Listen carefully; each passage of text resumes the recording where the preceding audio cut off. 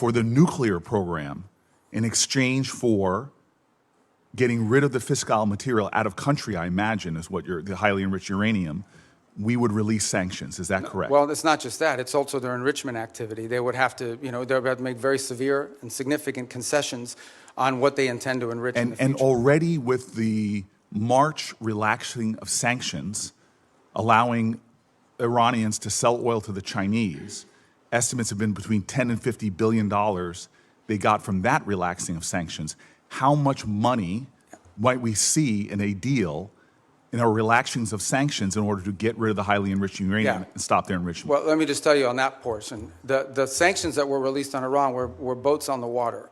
And so that oil was already out in the marketplace. It was sold at market rates, but the sanctions covered, and to the extent we've been able to enforce them, we have the revenues of those sales. So yeah, the Iranian oil was unsanctioned so that it could be sold, but the revenue would have to flow back to blocked accounts, which our sanctions were able to go after. We've also seized, I believe, 6 vessels in the Indo-Pacific that involved Iranian sanctioned oil on top of it. So that wasn't necessarily a trade. They didn't get $50 billion directly as a result of. They might have gotten some of it. They certainly didn't get the majority of it. They are now losing hundreds of millions of dollars a day in revenue because of the blockade. And the blockade exists because of what they're doing in the Straits. Right, and I guess the conclusion I have, and my time's expired, is that the Strait of Hormuz was open before this unjustified war.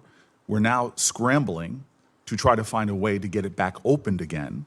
Not only is it causing economic havoc to our country and to residents all around this nation, families trying to make ends meet, but you see on top of that, the Iranians finding ways to leverage that, as we allowed them to do with the Chinese for tens of billions of dollars.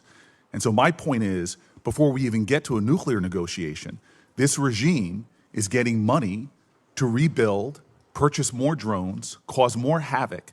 And this is before we're even trying to get back to a point. But I apologize, I don't understand how they're getting this. What revenue are you referring to? Well, there's 2 sources of revenue we're seeing. One is the revenue from the Chinese, that's factually documented. And number 2, the revenue that you're proposing that they should receive by releasing all of their highly enriched uranium, as well as in making a commitment about their enrichment capacities. Okay, yeah. Hold on. And that was the exact deal that you guys vilified, that the president and you vilified President Obama from having. Yeah. No, so here we have a worse situation where our adversary and our enemy, who's causing havoc in the region, who is funding proxies and terrorists, has discovered, thanks to you all, the power of shutting down the Strait of Hormuz. No, they didn't discover. They knew that a long time ago, and they've done it before. Well, clearly, we all knew that a long time ago. That's why this ill-conceived war should have never happened. Yeah, but you have made our adversary in a stronger negotiating position.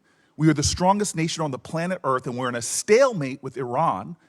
And now we're begging to get back into a deal that you all trashed in the first place. There's no one begging. Clearly, this is a Senator Booker, your time's up. But Senator Rubio, since he's I do want to address some of these respond. points because they go to the heart of the matter. No one's begging for anything here. The Iranians might be begging because their economy's losing hundreds of millions of dollars a day.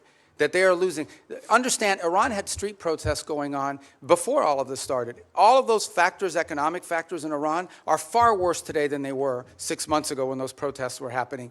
They have hyperinflation, their currency's completely devalued, they're struggling to make payroll for their government workers. Iran is in a very serious situation, and if it was up to the political class there, and I understand everybody there is sort of radical in some way, but if it was up to the people that actually go to elections and wear the suits and you see on TV, they'd probably make a deal tomorrow. It's the issue they're facing is that the supreme leader and the IRGC Corps are a little bit more immune from those pressures until they can be convinced otherwise. And I think that's the direction that they're moving in, because the reality, I don't know where you're getting this perception that Iran is stronger. Iran has no navy left. They've lost a substantial percentage of their defense industrial base. That Iran has lost a substantial percentage of their missile launchers. And their economy is far worse today, and I mean far worse today, than it was 6 to 9 months ago. And they are looking at hundreds of billions of dollars of reconstruction costs just to get to where they were 6 months ago. Mr. Rubio, you keep telling us how we're winning this war. The president keeps saying, well, the war's over completely now. Annihilated. The war is not over. And yet the American people see how we're losing at the pump and with their costs, and yet this thing still hasn't been resolved. Every day he tweets out, oh, we've obliterated them, we've annihilated them, they're going to surrender, but yet we still find ourselves spending billions of dollars a week. Yeah, Senator Booker. Because the flag still stands for freedom, and they can't take that away.